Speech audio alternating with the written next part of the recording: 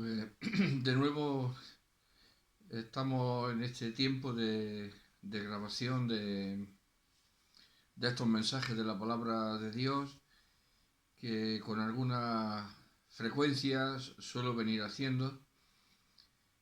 En el último que grabé hablamos del libro de Apocalipsis en los 3 primeros versículos y hoy vamos a continuar la lectura del versículo 4 al versículo 8. Es un tema, una enseñanza muy pertinente para nuestros días, dado que a lo largo de la historia el hombre desafía a Dios. Incluso cuando Jesucristo descendió del cielo, nació en Belén, cuando él ejerció su ministerio, los hombres desafiaron su autoridad, desafiaron su identidad, los hombres desafiaron todo lo que tenía que ver con su vida y con su ministerio. En nombre de quién hablaba él. Le cuestionaron todo, todas sus palabras y todo su hecho, incluso hasta los hechos milagrosos. No echa fuera, le dijeron a los demonios, si no es por Belcebú, el padre de los demonios. De tal manera que a lo largo de los siglos, de los años desde que Adán pecó, el desafío del hombre para con Dios es inenarrable. Y llega a la cúspide, como antes decía, cuando Jesucristo desciende del cielo y viene aquí a la tierra. Ahí es donde se contempla verdaderamente lo que el hombre hace, piensa y tiene en su corazón respecto de Dios. No sé qué nos ha hecho Dios para que nosotros le tengamos en tan despótica estima, en tan bajo criterio de honorabilidad para con Dios. La culpa es nuestra. El mal lo hemos hecho nosotros, lo llevamos nosotros, no Dios. Dios ha aparecido, se ha manifestado en nuestra vida para el bien, para ayudarnos, para limpiarnos de nuestro pecado, de nuestra culpa. Y es que nuestro pecado y nuestra culpa son una enemistad para con Dios. Entendemos las cosas al revés y mal. Y por eso la humanidad va tan mal, no avanza hacia el bien, sino todo lo contrario, por muchos esfuerzos humanos, me refiero, que el hombre, las autoridades, los gobiernos, en el mejor de los casos, quisieran tener. Es una lucha perdida. Hay que decirlo leyendo la palabra de Dios que es una lucha perdida. Es una lucha de antemano que tiene una palabra singular, derrota. El hombre es un ser derrotado. Si leemos el libro de Eclesiastés, entre otros, nos daremos cuenta cómo Salomón habla de la derrota del hombre. Después de que tenga todo lo que tenga, alcance todo lo que alcance, disfrute todo lo que disfrute, todo es vanidad de vanidades. No sé si usted lo ha experimentado a su nivel de vida. Si lo experimenta mucho, lo experimenta poco. Pero con que lo experimente es suficiente. Todos experimentamos lo mismo. Todos tenemos los mismos pensamientos.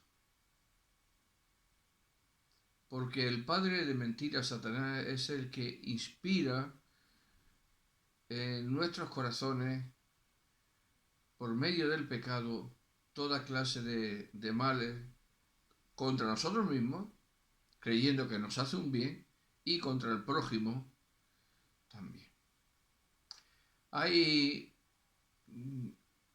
No se cita, pero el otro día estaba pensando sobre el tema de la violencia hacia la mujer. es algo horroroso.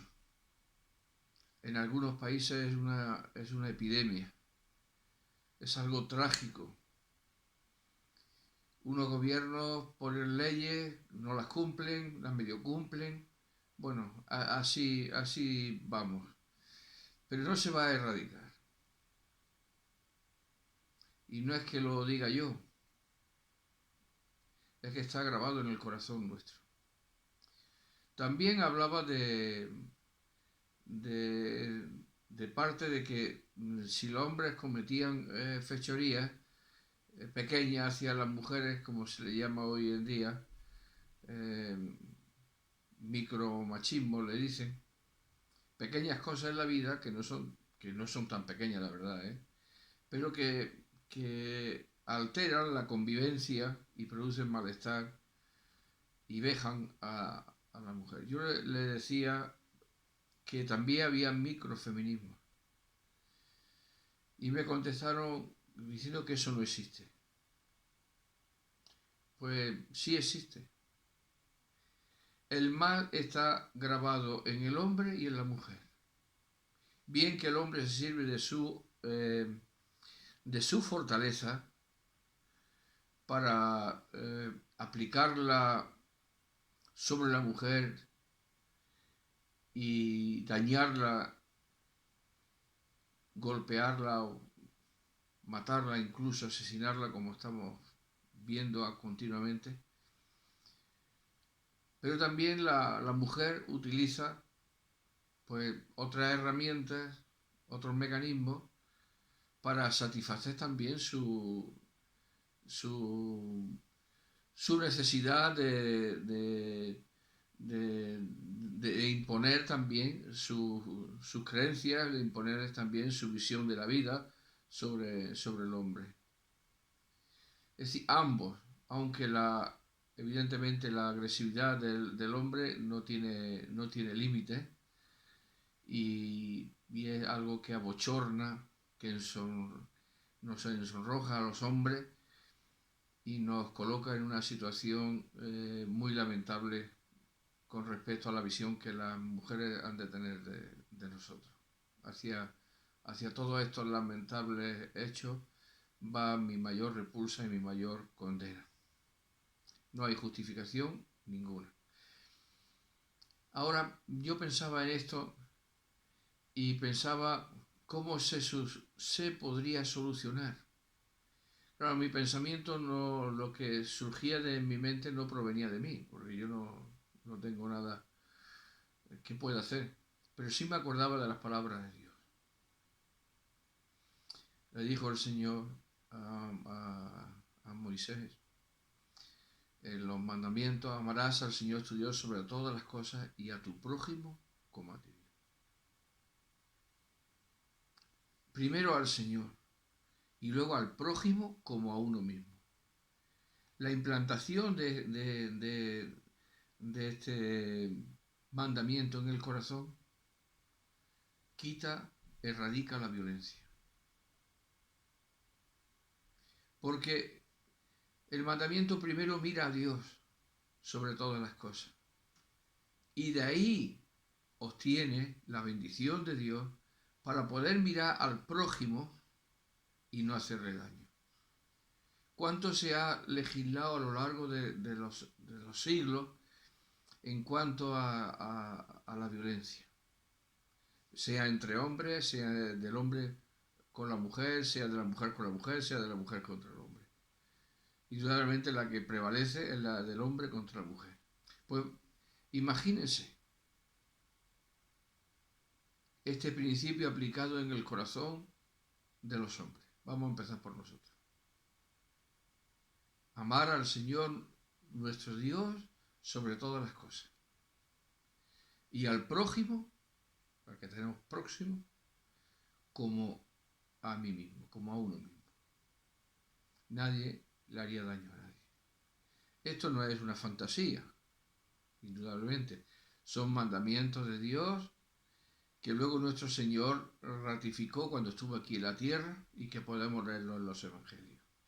Y es a Él al que estos versículos van dirigidos, al Señor Jesús.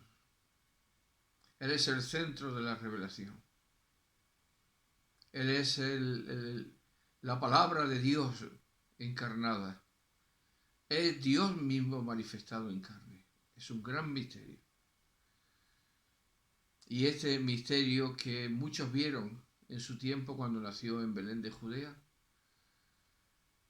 y que no alcanzaron a contemplar su identidad, sino que como dijeron, pues no es este el hijo de José y de María, el carpintero cuyo padre y madre conocemos, y así le desprestigiaban y no creían en él. Pero siempre digo que lo que el hombre haga respecto de Dios no va a cambiar lo que Dios es y lo que Dios va a hacer. Y por lo tanto, si el hombre se atiene a los mandamientos de Dios, le irá bien, nos irá bien. Y si nos desviamos de los mandamientos del Señor, nos irá mal, muy mal. Pero recuérdese que los mandamientos de Dios son mandamientos para cumplirlos. Son mandamientos que requieren nuestra atención.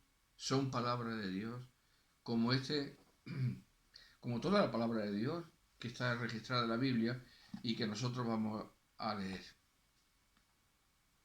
Dice así: Juan a las 7 iglesias que están en Asia, gracia y paz a vosotros del que es y que era y que ha de venir, y de los 7 espíritus que están delante de su trono, y de Jesucristo el testigo fiel, el primogénito de los muertos, y el soberano de los reyes de la tierra, al que nos amó y nos lavó de nuestros pecados con su sangre, y nos hizo reyes y sacerdotes para Dios su Padre. A él sea gloria e imperio por los siglos de los siglos. Amén. He aquí que viene con las nubes, y todo ojo le verá, y los que le traspasaron, y todos los linajes de la tierra harán lamentación por él. Sí, amén. Yo soy el Alfa y el Omega, principio y fin, dice el Señor, el que es y que era y que ha de venir, el Todopoderoso. Hasta aquí la lectura de la palabra de Dios. Cuando leemos estos versículos, muchos pensamientos afloran en nuestra mente. Primero, nuestra pequeñez. ¿Qué somos? Segundo, nuestra limitación en el tiempo. Somos como una neblina en la historia de la vida. Luego, ¿qué sabemos? Podemos saber, si acaso pudiéramos alcanzar mucho conocimiento aquí. ¿Qué es ese conocimiento? Cuando leemos estos versículos nos sobrepasan. Pasan por lo alto de nosotros y nos dejan sin palabras. ¿Qué podemos decir nosotros ante el eterno Dios? Porque aquí estamos leyendo cómo Dios ha obrado y va a obrar. Y sin embargo, han pasado siglos y siglos y milenios y nosotros somos un punto en toda esa historia. Podemos decir que no somos nada significantes. Porque aquí no se hablan de las proezas de los hombres, ni de los hechos de los hombres, ni de la historia de los hombres. Se está hablando de la intervención de nuestro Señor Jesucristo sobre la faz de la tierra. Está hablando nuestro Señor Jesucristo acerca de su condición eterna, de su realeza, de su poder y de que volverá a intervenir siendo Él el principio y el final de todas las cosas. Y entonces nosotros, la humanidad, ¿qué pinta en todo esto? Bueno, si tomamos conciencia de lo que somos, vanidad de vanidades, dijo el predicador, pues nos vemos, como he dicho antes, insignificantes, pequeños. Pero esto no es las palabras que el hombre dice. El hombre, como ya dije en la anterior predicación, lleva inscrito en su corazón ser como Dios. No hace falta para esto unas pretensiones grandísimas, sino simplemente no querer que Cristo tenga el lugar preeminente en nuestro corazón, en nuestra vida, en nuestra alma. Es decir, desechar a Dios para que el yo mío, el de usted, el de todos, prevalezca. Es una exclusión de Cristo de nuestra vida. Pero esta exclusión es vana, porque querramos o no querramos, el dueño de nuestra vida es Dios. Dice el Salmo 19, si no recuerdo mal, de Jehová es la tierra y su plenitud, el mundo y los que en él habitan. Así pues, con estas palabras, si hiciéramos caso, nos daríamos cuenta de que Dios es el soberano, como ya hemos leído y como vamos a considerar, y que nosotros, sin Él y fuera de Él, resulta que estamos contra Él, y estar contra Dios es la peor desventura, el peor camino que el hombre puede escoger. De esta manera la palabra de Dios se escribe y viene esta revelación para anunciarnos que debemos creer en el Señor. El apóstol Juan, que está desterrado en la isla de Patmos por causa de predicar el Evangelio de Jesucristo, recibe esta revelación que, como él dice, recibe revelación en primer lugar para las 7 iglesias que están en Asia, que están en los capítulos siguientes. A las 7 iglesias que están en Asia, gracia y paz a vosotros, del que es y que era y que ha de venir, y de los 7 espíritus que están delante de su trono. El saludo a esta iglesia de parte de Dios. El saludo que trae bendición de parte de Dios. Se escribe este libro en primera instancia para estas 7 iglesias que estaban en Asia en aquel tiempo, con este solemne mensaje de que Dios va a intervenir. Que el gran día de la ira, que el día de Jehová de los ejércitos que los profetas profetizaron va a tener su cumplimiento. Que la semana última de Daniel, que aún está por cumplirse, que es una semana de 7 años, cada día equivale a un año, está por cumplirse. Y que Dios no ha olvidado lo que ha dicho. Dios no ha olvidado su palabra dada a sus siervos los profetas. Dios no es como nosotros, que damos una palabra y bueno, pues si se olvida, se olvida, y si no se hace, pues no se hace.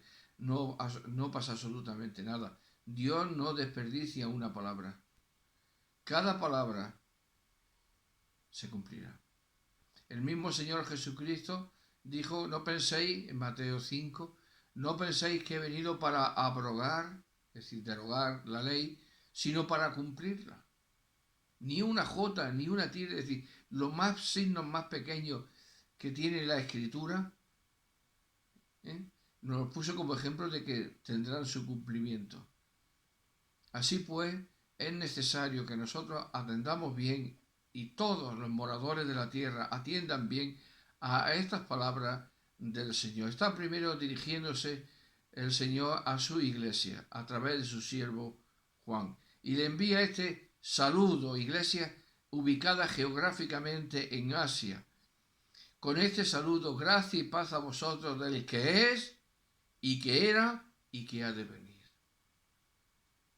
Es una forma de expresar la eternidad de Dios con ese anuncio de que ha de venir.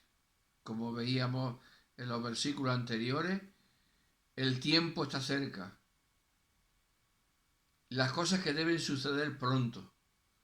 Y así sucesivamente el libro de Apocalipsis es un recordatorio continuado de la venida del Mesías, ya no como aquel Mesías sufriente que vino, cumpliéndose en él, por ejemplo, la profecía de Isaías 53, sino que ya vendrá como Rey de reyes y Señor de señores sobre la tierra, y que ha de venir, y de los 7 espíritus que están delante de su trono. Bueno, el libro Apocalipsis también tiene una gran simbología. Y claro, la simbología se explica con la palabra de Dios, porque si no, no entendemos las cosas. 7 en la palabra de Dios es un número completo, perfecto. Y entonces la referencia al Espíritu de Dios, al Espíritu Santo, es algo maravilloso. El que es y el que era y el que ha de venir, y de los 7 espíritus que están delante de su trono. ¿Quién puede estar delante de su trono? ¿Quién puede estar en su trono? ¿Quién?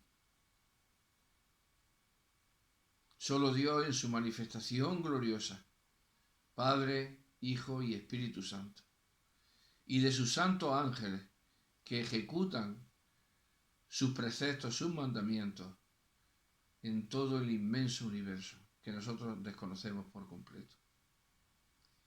Del trono ya aparece en este primer versículo que hemos leído hoy, el trono de Dios, el trono de Dios.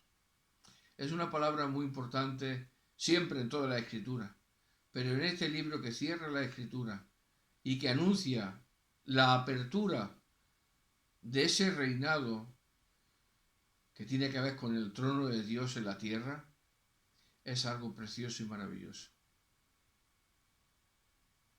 Los hombres han puesto sus tronos por medio de violencia a lo largo de la historia.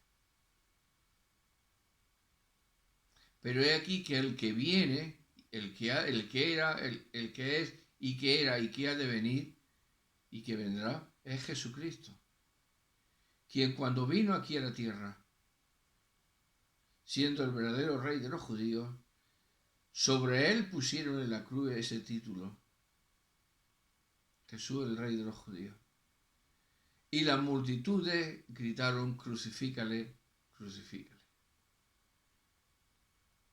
Pareciera que ese no era el rey ni de nadie ni de nada, sino un vulgar impostor que, ajusticiado en medio de 2 ladrones, cumplía la condena merecida. Pero no es así. No es así. La visión acerca de Dios y de la gloria de Dios no la dan lo que el hombre determine o aprecie acerca de Dios, sino lo que Dios es y ha revelado en su palabra. Y de Jesucristo, el testigo fiel, el primogénito de los muertos, el soberano de los reyes de la tierra, al que nos amó y nos lavó de nuestros pecados con su sangre. ¿Se dan cuenta? Ese saludo comprende toda la gloria de Dios en toda su manifestación. ¿A ustedes les saludan así? ¿Ustedes reciben cartas así? No, es imposible, por muchas razones. Pues Dios, en toda su benevolencia, paciencia y clemencia para con el hombre, le envía este mensaje de consuelo y de fortaleza a aquellas 7 iglesias y a todos aquellos que son hijos de Dios y que están en iglesias que son iglesias verdaderas, porque todo lo que se llama iglesia no es iglesia verdadera. Iglesia verdadera es la que cumple los requisitos de la palabra de Dios, no los que se pongan que son iglesia. Eso no significa nada. Lo que el hombre diga de sí mismo no significa nada. Lo que significa o es significante a los ojos de Dios y también de los hombres es lo que ante los ojos de Dios el hombre hace, cree y publica. Pero siempre en esta dirección. Cree. Porque si no hay creencia, no hay nada. Si no hay fe, no hay nada. Y la fe se soporta y viene a nosotros sobre la palabra de Dios. La fe viene por el oír la palabra de Dios. Y de Jesucristo, ¿cómo se le reconoce? El testigo fiel. Pero si murió ajusticiado allí en la cruz, ¿cómo que aparece ahora aquí? Ha resucitado de entre los muertos. Y fue el testigo fiel, porque murió y fue crucificado por su fidelidad a Dios y a su palabra. Y muchas veces le dijo a sus discípulos y a todos, dejad que se cumplan las cosas que están escritas en mí por los profetas. Y le dijo a sus discípulos que iba a Jerusalén, donde le darían muerte los principales sacerdotes, los escribas, los fariseos, todos. Y efectivamente así aconteció. Pues aquel testigo fiel, que fue fiel hasta la muerte, es el primogénito de los muertos. ¿Y esto qué quiere decir? Es el primero que murió y vive eternamente. El Señor Jesucristo y los apóstoles después resucitaron muertos. Cuando el mismo Señor Jesucristo murió, resucitaron, salieron muchos de las tumbas, pero volvieron a morir. Pero Él no. Él murió una vez por los pecados, por los pecadores, para llevarnos a Dios. Y nunca más la muerte tendrá ni se asociará con nada que tenga que ver con Jesucristo, porque Él la venció, desde su entraña la venció, porque Él es Dios. Ahora es el primogénito, es el primero de una gran cosecha. No dice el unigénito, sería el único, sino que al hablar del primogénito Dios abre la puerta para que por medio de Jesucristo muchos lleguen también a experimentar esta resurrección de entre los muertos. Como ven, van surgiendo muchas enseñanzas que son tan amplias y que la Escritura habla tanto de ellas que tenemos la limitación del tiempo para exponerlas. Pero noten bien, el primogénito de los muertos. ¿Y qué? Dice más. Y el soberano de los reyes de la tierra. Pero si allí en la cruz nadie creía en Él, no importa lo que el hombre diga, haga, piense acerca, eso no entorpece, no merma la gloria de Dios. Él es el soberano de los reyes de la tierra. Vamos a hacer aquí un inciso. El Señor Jesucristo, cuando iba a comenzar su ministerio, una de las cosas que tuvo que enfrentar fue a Satanás. Fue llevado por el Espíritu Santo al desierto para ser tentado por Satanás. Y Satanás, en una de las tentaciones, 3 tentaciones, le dijo, mira los reinos de este mundo. Le subió a un sitio alto. Le dijo, mira los reinos de este mundo. A ti te los daré si postrado me adorares.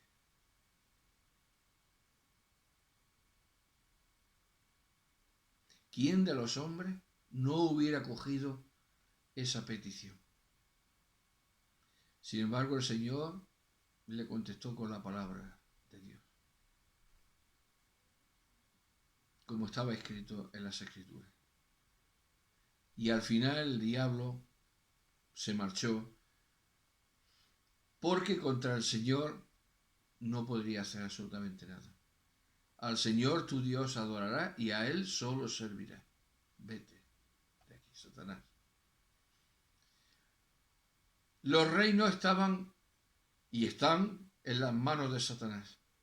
No hace falta pensar en las personas que han gobernado a lo largo de la historia y gobiernan en la actualidad y gobernarán hasta aquel día en que Jesucristo descienda del cielo.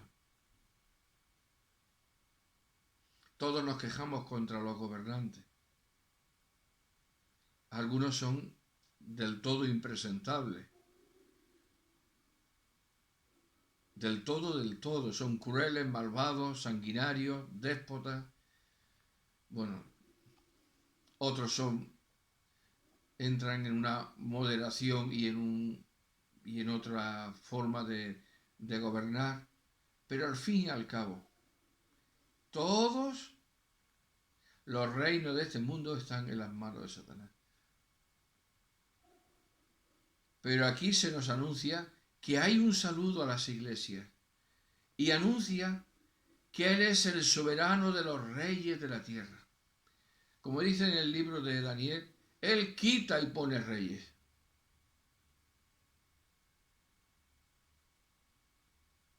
Él quita y pone reyes. Es decir, todas estas cosas que acontecen y todos estos sanguinarios mandatarios que a lo largo de los siglos y aún en la actualidad están porque Dios los pone.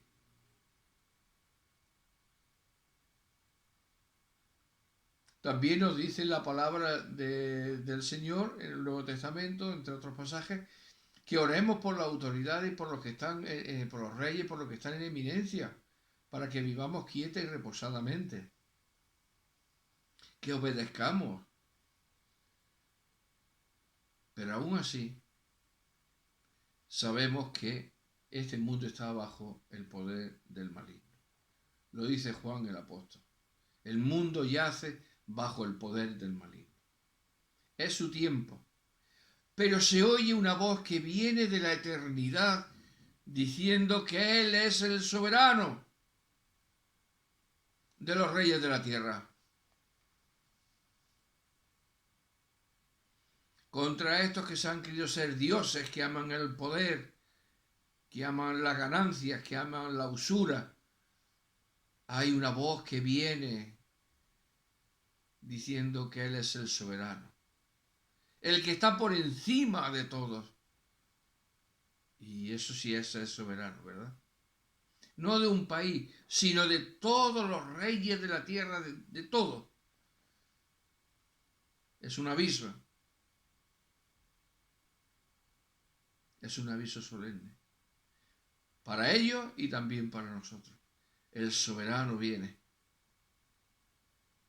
Al que nos amó y nos lavó de nuestros pecados con su sangre.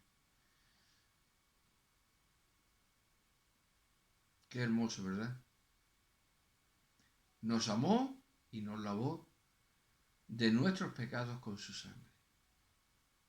¿Se ha parado usted a pensar que usted es una persona pecadora? ¿Se ha detenido usted a pensar que en usted se haya pecado? ¿Se ha detenido a pensar que, como dice la Escritura, no hay justo ni aun uno? ¿Se ha detenido a pensar y a considerarse sus pensamientos, su hecho, y darse cuenta, tomar la percepción de que son cosas que agreden a uno mismo y también a los demás, que tiene pasiones deshonestas,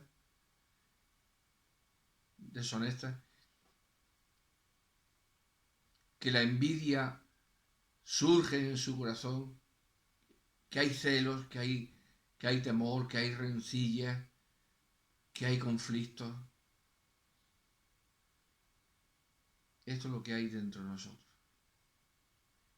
todo eso es consecuencia del pecado, que es la infracción de la ley de Dios, según dice Juan en su primera carta. El pecado es infracción de la ley de Dios.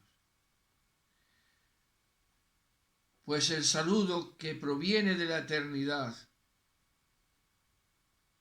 es un cántico de alabanza a aquel que nos amó y nos lavó de nuestros pecados con su sangre.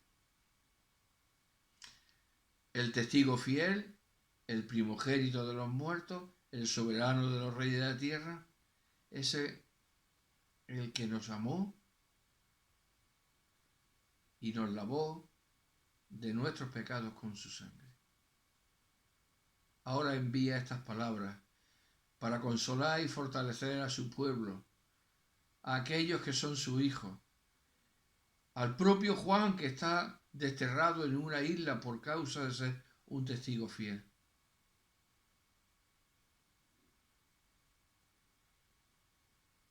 A usted que quizás me pueda oír por primera vez, a usted que quizás oiga la palabra de Dios por primera vez, o a usted que ha oído la palabra de Dios muchas veces.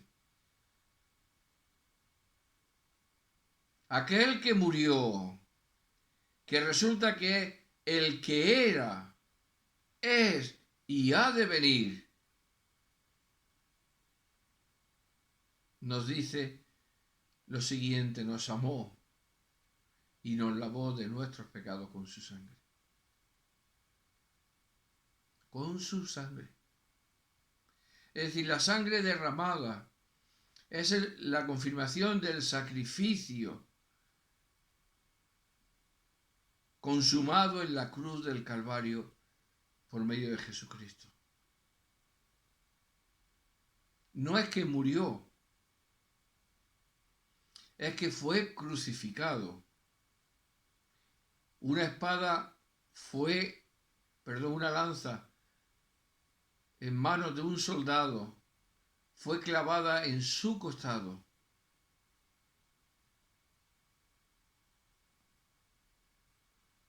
Es decir, hay un verdadero derramamiento de sangre en la cruz. Porque un sacrificio, solamente hay sacrificio si hay derramamiento de sangre.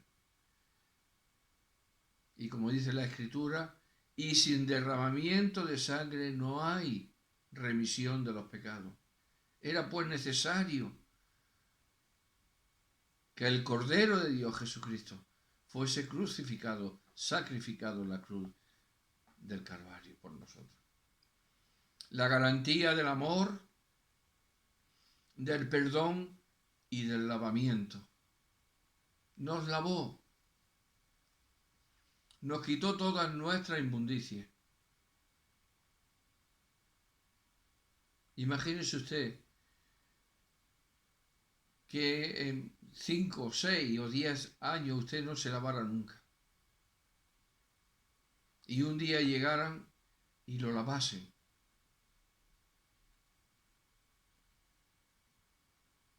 Usted experimentaría un alivio, una nueva percepción de las cosas. ¿Por qué? Porque a su cuerpo se le han ido adhiriendo cosas que son una carga, que son un lastre y que le causan dolor y aflicción. Así es con nuestra vida. El pecado trae sobre nosotros una verdadera carga. Por eso Jesucristo anunció en el Evangelio: venid a mí todos los que estáis trabajados y cargados, y yo os haré descansar. ¿Cuántas personas están buscando el descanso de su vida, de su alma, en cosas, en hacer, en ir, en venir? No paran, pero experimentan mayor cansancio, mayor fatiga. Solo en Jesucristo. ¿Por qué? Porque el obedecer al Señor trae esa bendición añadida a nuestra vida que Él nos quita esa carga del pecado que querramos o no querramos reconocerla, está gravitando sobre nuestra vida continuamente. Y aunque pongamos la mejor de las sonrisas, como se suele decir, por dentro, va la procesión. Y Él nos amó y nos lavó de nuestros pecados con su sangre. Esta es la doctrina neurálgica de la palabra de Dios.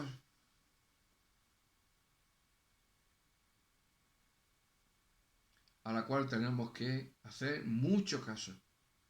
Porque el hombre está perdido. La mujer está perdida. Y por más intentos y más leyes que hagan, solo la ley de Dios pone la paz en el corazón, como citaba al principio. Amarás a tu prójimo, amarás al Señor tu Dios sobre todas las cosas y a tu prójimo como a ti mismo. Y eso se puede hacer cuando experimentamos el amor de Dios y el lavamiento de nuestros pecados por medio de la sangre de Cristo, que no es otra cosa que creer con todo nuestro corazón en el sacrificio de Cristo en la cruz. Sí, en el año 2021, hoy, le estoy hablando del sacrificio de Cristo en la cruz del Calvario. Hoy, cuando hemos enviado un vehículo a Marte, y parece que todos los habitantes de la Tierra viven ya en Marte, y que ese va a ser nuestro lugar de paseo los fines de semana. Una sociedad con una ciencia avanzadísima. Sí, sí.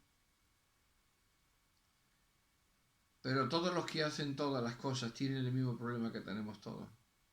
Todos estamos manchados por el pecado. Y estas fantasías de ir a la Luna, de ir a Marte, le hacen distraerse al hombre a veces por pequeños instantes del mundanal ruido y de este pecado que está en nuestro corazón. No nos engañemos. Ni la ciencia, ni la pseudociencia, ni nada puede quitar de nuestra mente que somos personas transgresoras de la ley de Dios, porque lo ha escrito Dios en nuestro corazón. La gran bendición es que cuando experimentamos ese amor y ese lavamiento que Dios hace por medio de Cristo y con la sangre de Cristo, experimentamos también grandes bendiciones que aunque ahora las veamos como muy lejanas, el mero hecho de que estén escritas ya traen una indudable bendición, porque dice que como consecuencia de que Dios nos ha amado y perdonado nuestros pecados, por la fe en Jesucristo, nos hizo reyes y sacerdotes para Dios su Padre. ¿Usted me ve a mí? Bueno, pues yo no puedo entrar ni en la Moncloa ni en el Palacio del Rey de ningún país. Así pues, fíjese, aquí no puedo entrar, pero en el trono de mi Dios, de mi Rey, sí puedo entrar. Porque ya nos ha hecho reyes y sacerdotes. Reyes porque vamos a gobernar juntamente con Cristo en la tierra. Y sacerdotes porque vamos a tener y tenemos comunión con Dios. El sacerdote se caracterizaba por ser una persona que estaba en comunión con Dios. Nosotros habíamos enfrentado a nuestro Dios, pues ahora, por medio de Jesucristo, hemos sido hechos reyes y sacerdotes para Dios su Padre. Es decir, para el mundo yo no soy nada. No represento absolutamente nada. Pero para mí Dios, la visión es totalmente distinta. y no crean que hay algún mérito en mí. Todo lo contrario. Dice la palabra de Dios que a lo vil y menospreciable del mundo escogió Dios. A Israel le dijo que lo había escogido no por ser el pueblo más fantástico, fabuloso, grande, poderoso, sabio, sino por ser el más insignificante de todos los pueblos de la tierra. Fíjese cómo opera la, la grandeza de Dios. Se sirve de lo más pequeño para sus planes. Aquí es lo contrario. Para entrar en un palacio pues tienes que ser alguien que goza de la aprobación del rey, o eres una persona muy ilustre que es reconocida, y entonces podrás pasar. Pero por regla general no. Bueno, pues un servidor, como hijo de Dios, ha sido hecho rey y sacerdote para Dios mi Padre.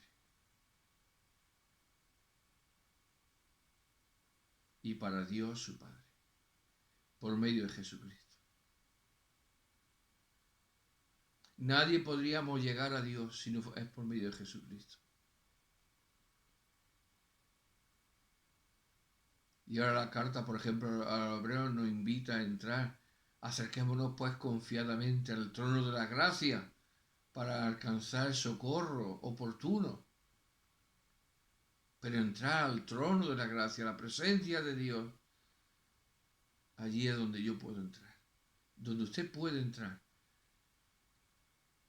Si se acoge al amor y al sacrificio de Cristo. Y siendo esto así, el cántico de alabanza continúa. A Él sea gloria e imperio por los siglos de los siglos. Amén. Es que no quedan otras palabras, no hay, en nuestro vocabulario ya no existe otra cosa que dar a Dios la gloria y reconocerle su poder. A Él sea gloria e imperio por los siglos de los siglos. Amén. Eternamente. Si es que no tenemos palabras. Pero estas que están puestas aquí, las ha puesto Dios. Así que nos acogemos a este cántico de alabanza y entonamos desde la tierra, aun a pesar de que nos puedan decir locos, mamarrachos, personas sin conocimiento, tontos, lo que quieran decir. No importa el calificativo que quieran poner. Estamos dispuestos a sufrir toda clase de improperios, pero yo prefiero sufrir esos improperios y saber que Dios me ha amado y me ha lavado con la sangre de su Hijo Jesucristo. Y me ha hecho rey y sacerdote para Él para siempre.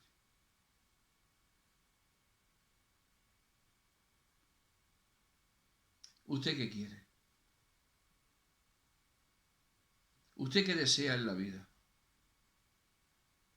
Piense que cuando muera no se va a acordar nadie de usted. Usted va a pasar al anonimato eterno. Pero que Dios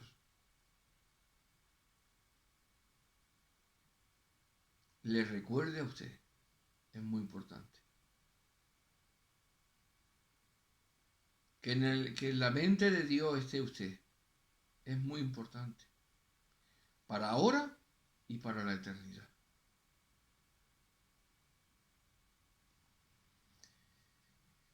La gran promesa se reitera otra vez. He aquí que viene con las nubes. Jesucristo viene y todo ojo le verá, y los que le traspasaron y todos los linajes de la tierra harán lamentación por él. Sí, amén. Es decir, así sea. Amén, amén. Otras palabras que aparecen mucho en el libro de Apocalipsis. El anuncio del que viene en las nubes del cielo, con gran poder y gloria. Todo ojo le verá, y los que le traspasaron y todos los linajes de la tierra. Es decir, que la venida de Jesucristo otra vez a la tierra no va a ser algo eh,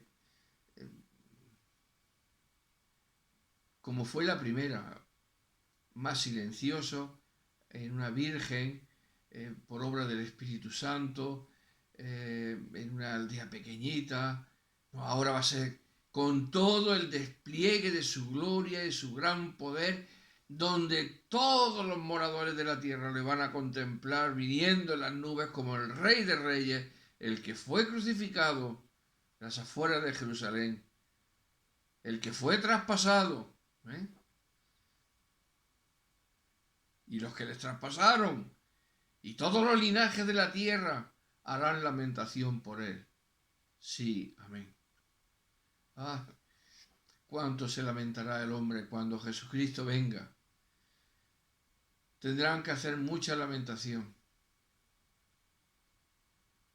porque Él va a implantar su reino. Va a derramar sus juicios, como veremos en este capítulo, en el siguiente. El despliegue de su poder va a ser ilimitado. Y todo el mundo, sí, todo el mundo lo verá. Y verán cómo Él derrama su juicio sobre toda la tierra, porque son de carácter universal. Y lamentarán no haber creído en Él.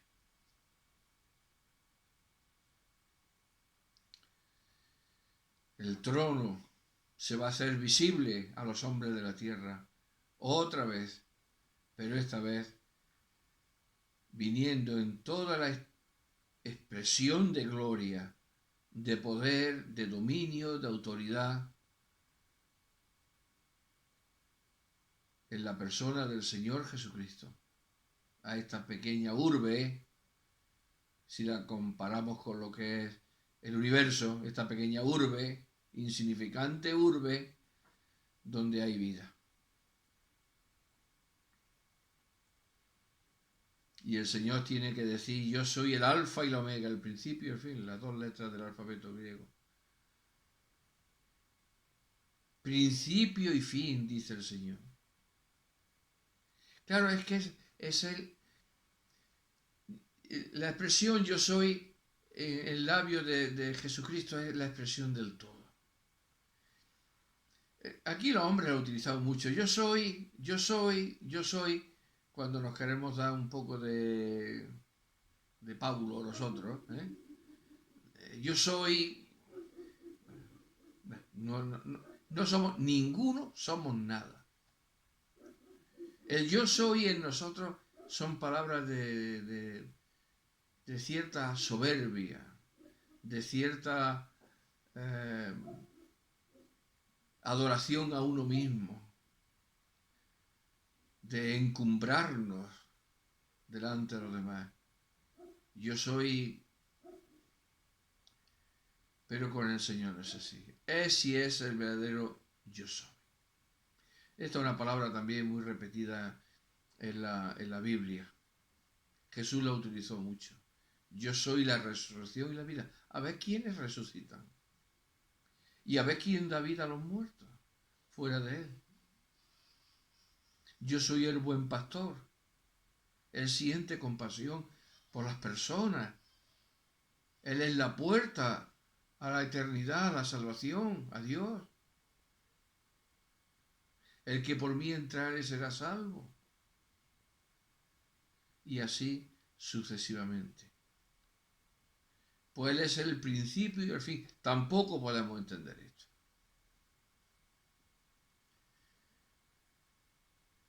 Pero para que podamos tener o aproximarnos a tener una cierta conciencia de lo que quiere decir esto, es que fuera de Él no hay nada. En Él todo es posible, pero fuera de Él nada. Nada es posible. Principio y fin, dice el Señor. el que es y que era y que ha de venir, el Todopoderoso. Aquí está el certificado de su gloria. Esta otra palabra también que aparece mucho en este libro, el Todopoderoso. Qué bonita que es. Qué inmensa.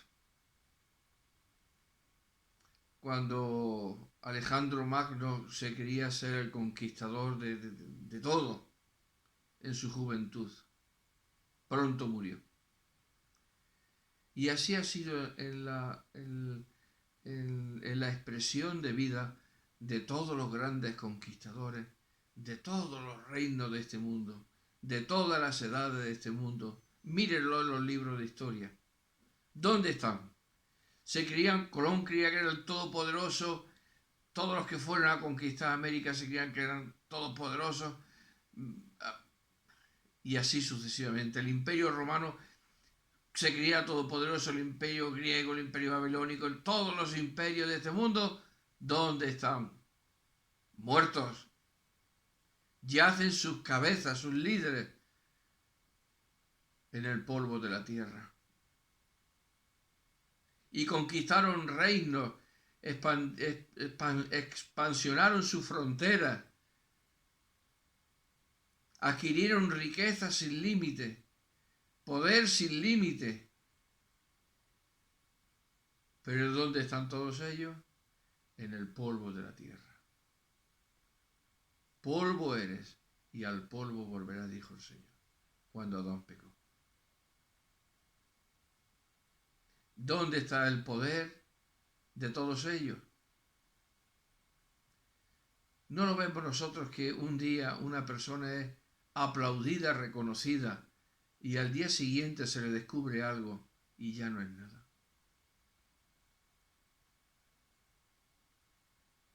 Bien porque haya cometido actos ilícitos o bien por una enfermedad. Toda su gloria, toda su esplendor se disipa con la muerte. Sin embargo, aquel que es el primogénito de los muertos, como hemos leído, el testigo fiel, Jesucristo, por medio de quien tantas bendiciones hemos podido recibir, es aquel que es el Todopoderoso. Y lo va a demostrar en el libro.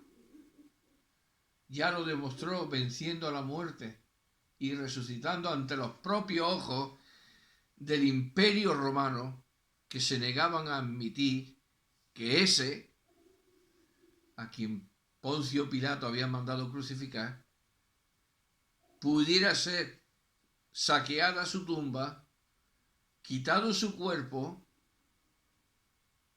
y que el postrer estado viniese a ser peor que el primero, dijo Pilato. Poned una guardia y asegurarla.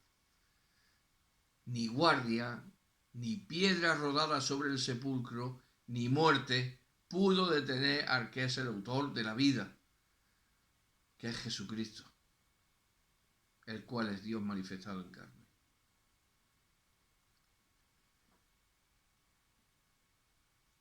Yo le invito, le animo a considerar las palabras de este libro, a acercarse al Todopoderoso. Todopoderoso. No a los poderosos, sino es un título que se le da al Señor y es así. Todo poder me es dado, toda potestad me es dado en el cielo y en la tierra, dijo el Señor antes de despedirse de los suyos. Está en el Evangelio según San Mateo, en el último versículo. Toda potestad me es dada en el cielo y en la tierra. Tampoco sabemos eso cómo es. Si es que son tantas nuestras limitaciones, por más que hayamos leído a grandes pensadores, a grandes filósofos, por más que tengamos los estudios que tengamos, las carreras que tengamos. El hombre es el mismo. Al final, el hombre es el mismo. De hace 100, 200, 1000, 2000, 3000, 4000, hasta el mismo día que creó Dios a Adán y Eva. Somos los mismos. Cambian las circunstancias externas, pero no, el corazón sigue siendo el mismo. Y nuestro corazón, por naturaleza, está manchado por el pecado. Necesita de este poderoso Salvador, como se anunció cuando los ángeles le dijeron que os ha nacido hoy en la ciudad de David un Salvador que es Cristo el Señor. Ese es el Todopoderoso. Un niño es el Todopoderoso. Ese niño es Dios manifestado en carne. El que es y era y el que ha de venir, como hemos leído en la palabra de Dios en esta noche. Así que prosigamos pensando en esto. Hay un Todopoderoso. Pero yo creía que era este gobernador de tal. No. El único Todopoderoso es Dios. Y es necesario que a través de la lectura y la consideración de las palabras de este libro, experimentemos la bendición que, como se nos decía al principio, bienaventurado el que lee y los que oyen las palabras de esta profecía y guardan las cosas en ella escritas, porque el tiempo está cerca. Da igual donde usted viva. Si vive en Rusia, África, América, Oceanía, donde quiera. Todos somos iguales. Todos tenemos esa condición pecadora y necesitamos de la sangre redentora de Cristo derramada en la cruz. No disipe, no pierda usted el tiempo buscando en filosofía, en negarse a la evidencia de que Dios existe y es una realidad. No tergiverse usted la realidad de la vida. No tergiverse sus pensamientos diciendo que no es cuando es. Acérquese a Dios. Pida a Dios que se acerque a usted, que ya lo ha hecho. No está tan lejos, como dice en el libro de los Hechos. Lea la palabra de Dios. Considere a Dios. Atienda las cosas que Dios dice. Y reconozca que lo que Dios dice es verdad. ¿Cuántas cosas reconocemos a lo largo de la vida que hemos oído, hemos leído y que no eran verdad? Pero nos las presentaron de una manera que caímos en la trampa.